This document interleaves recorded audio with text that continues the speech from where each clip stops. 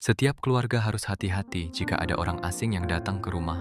Karena pada dasarnya, kita tidak tahu apa yang diinginkan orang asing tersebut. Seperti kisah yang ada di film ini, film dengan judul Bastard, yang rilis pada tahun 2019 yang lalu ini, akan menceritakan kisah sebuah keluarga yang terusik dengan seorang pemuda asing. Di awal film, beberapa anak muda terlihat teler karena kebanyakan minum. Mereka ini adalah Robbie, Dan, dan Wes. Mereka memutuskan pulang karena sudah sangat teler kala itu. Yang mengendarai mobilnya adalah Robbie, kakak dari Dan. Awalnya mereka terlihat baik-baik saja. Namun karena Wes bertingkah, membuat Robbie tidak fokus dan kehilangan kendali pada mobilnya. Mobil yang mereka tumpangi masuk ke dalam danau. Dan Wes berhasil keluar, namun sayang, Robbie tidak selamat. 2 tahun sudah kejadian itu telah berlalu, dan orang tuanya berusaha melanjutkan hidup tanpa adanya Robbie di sisi mereka. Meskipun berat, namun mereka harus bisa melaluinya. Tidak enak makan, tidak bisa tidur, dan selalu terbayang-bayang sosok Robbie yang penyayang. Wes melihat kecelakaan itu juga tidak enak hati pada Dan dan keluarganya. Hampir setiap hari dia datang ke sana hanya untuk minta maaf dan terus minta maaf. Namun karena sudah terlalu sering, dan ibunya yang bernama Nina sampai bosan dan tidak mengizinkan Wes masuk. Suatu hari, Dan dan Nina pergi ke supermarket untuk belanja bulanan. Namun saat di parkiran, seorang pemuda sedang membawa ember membersihkan mobil mereka. Dan sudah memintanya untuk tidak usah melakukan itu. Namun pemuda itu tetap melanjutkannya. Melihat itu, akhirnya Nina memberikan uang pada pemuda itu dan meninggalkannya di sana. Di dalam sebuah market, mereka bertemu dengan teman ayahnya yang bekerja sebagai polisi, namanya Luke. Luke sangat senang bisa bertemu mereka di sana. Semenjak kecelakaan itu, Luke jarang melihat mereka. Begitu mereka selesai dan ingin pulang, mobil mereka tampak kinclong berkat pemuda tadi. Tapi saat itu, mereka tidak sengaja seperti menabrak sesuatu di belakang mobil, dan ternyata itu adalah pemuda tadi. Dan berencana membawanya ke rumah sakit, namun dia tidak mau dan tidak punya biaya. Jadi akhirnya dibawa ke rumah dan mengobatinya di sana, karena kebetulan Nina adalah seorang lulusan perawat. Pemuda itu bernama Raja. Sampai di rumah, dia terlihat senang karena bisa makan enak. Lukanya juga sudah dirawat dengan baik. Di sela-sela itu, Raja melihat Nina memegang sebuah foto pemuda yang tidak lain adalah Robbie. Nina sampai saat ini masih merasa terpukul dan sangat kehilangan.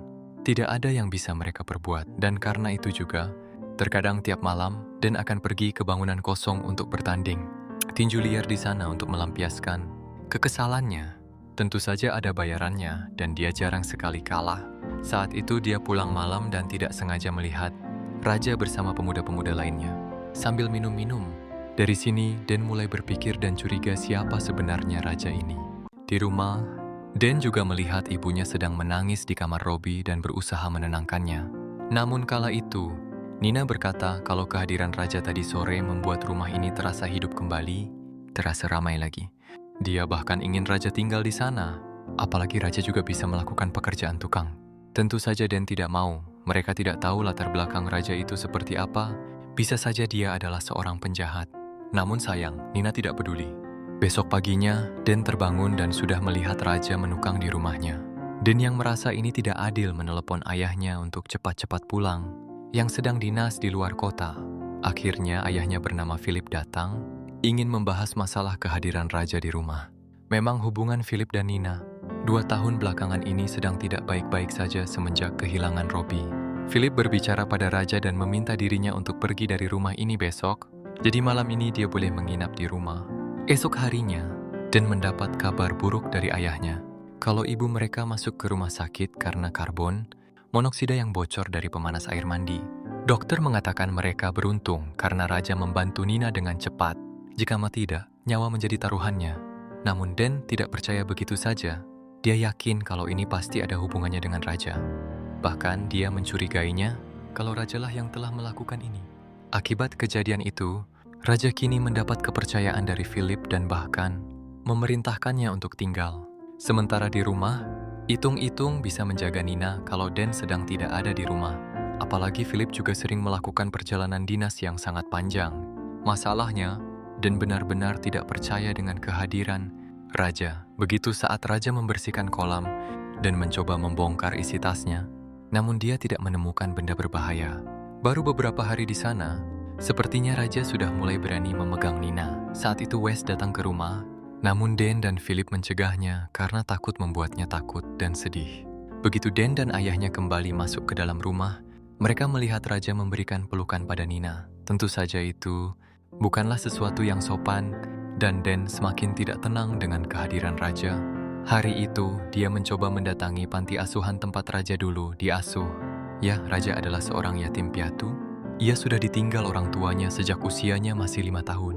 Tapi yang lebih mencengangkan lagi adalah ternyata Raja punya riwayat yang buruk, pernah berurusan dengan narkoba dan berkelahi.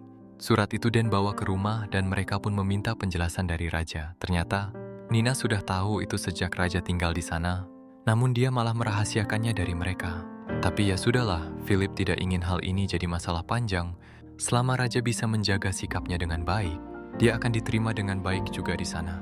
Suatu hari, Philip mendapat pesan dari Justine, ibu dari teman Dan yang bernama Jonas. Mereka akan mengadakan pesta di rumah, jadi Philip dan yang lain diundang. Philip tidak akan bisa ke sana karena capek, jadi dia minta Dan yang datang ke sana. Sesampainya di sana, Dan terkejut melihat Raja juga ada di sana. Katanya dia disuruh datang oleh Philip. Namun hal yang mengejutkan terjadi di sini. Saat itu, Dan melihat dan mengira Raja sedang ingin mencuri di rumah Jonas. Tapi ternyata dia menemukan tas milik ayahnya. Ya, tas itu harusnya ada di bandara seperti kata ayahnya kemarin. Tapi nyatanya tidak. Dari sini, Dan mulai sadar kalau ayahnya berselingkuh dengan ibunya Jonas. Malam itu Dan pulang duluan dan sempat berdebat dengan ayahnya. Sampai akhirnya Jonas datang ke rumah dan ingin menjelaskan semuanya. Sayangnya Dan malah emosi dan memukulnya. Awalnya Nina merasa kalau Dan sudah kelewatan. Tapi akhirnya Philip menjelaskan semua dan berkata jujur. Hasilnya Philip diusir dari rumah. Dari sini mulai terlihat rumah tangga dan keluarga Dan sudah mulai retak, atau bahkan sudah retak suatu malam, dan mengajak Raja ikut dengannya dan membawanya ke bangunan kosong tempat dia ikut pertandingan tinju liar. Dia menjebak Raja hingga ia babak belur di sana. Tentu saja paginya Raja melaporkan kejadian ini pada polisi, namun dia malah melindungi Dan dan membuat laporan palsu. Lantas untuk apa dia melapor? Apakah dia melakukan ini hanya untuk menakut-nakuti Dan saja? Kehidupan mereka terus berlanjut. Semenjak kehadiran Raja di sana, Nina memang terlihat lebih senang dan tersenyum. Kala itu, Raja membawa mereka ke sebuah tempat yang bagus, sebuah danau yang besar. Mereka menaiki perahu dengan gembira, tapi ada satu hal yang membuat kesal kala itu. Ibunya memuji Raja yang mendayung, tapi Dan melihat itu sebagai sebuah kesempatan. Dia sengaja memarahi Raja, yang secara refleks spontan mendorong Dan jatuh ke dalam air. Beruntung Raja membantunya naik kembali, dan akibat itu juga Raja kena gampar oleh Nina.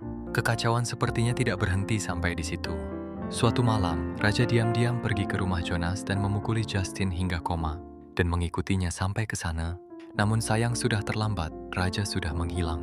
Paginya, polisi kembali datang, sambil memberitahukan kalau Justine diserang oleh orang tak dikenal tadi malam.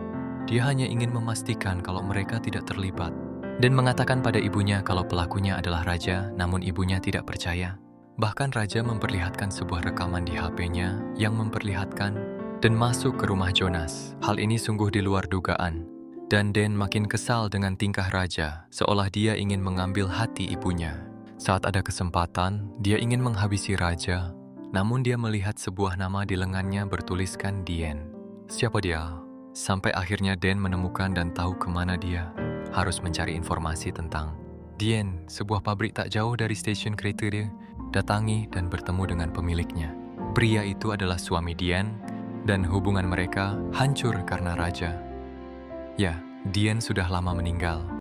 Intinya, Raja ingin mengambil istri orang yang dinilai bisa memuaskan dirinya dengan berbagai trik yang dipakai. Raja akan mengambil hati wanita incarannya, dan tidak mendengar itu lantas berburu kembali ke rumah dan menemukan Raja sedang menyodok ibunya dari belakang. Kalian tahu aja kan maksudnya? Dan yang marah lantas mengambil pisau lalu menancapkan ke punggung Raja hingga tewas. Dan lantas meminta bantuan Wes untuk menguburkan jasad Raja jauh di dalam hutan. Esok paginya, Philip kembali datang dengan beberapa polisi. Justine yang sudah sadar mengatakan malam itu, dia ingat kalau Rajalah yang telah menjadi pelakunya. Nina berbohong kalau Raja sudah kabur dan pergi dari rumah ini. Berita tentang pencarian Raja juga terus disiarkan.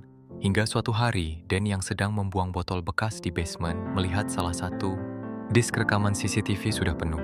Jadi dia mengambilnya dan memutar rekaman itu di laptop. Dia terkejut melihat detik-detik saat raja menganu ibunya. Dan ternyata bukan raja yang mau, tapi ibunya juga. Ya, dengan kata lain mereka sama-sama mau. Dan tidak tahu harus gimana lagi. Dia merasa bersalah menghabisi raja. Dan merasa kesal dengan ibunya karena sudah berselingkuh dengan raja. Menurut kalian, apakah yang dilakukan Dan sudah benar? Itulah tadi alur cerita film Bastard. Jika Wanding suka dengan video ini, jangan lupa untuk tinggalkan like dan sampai jumpa.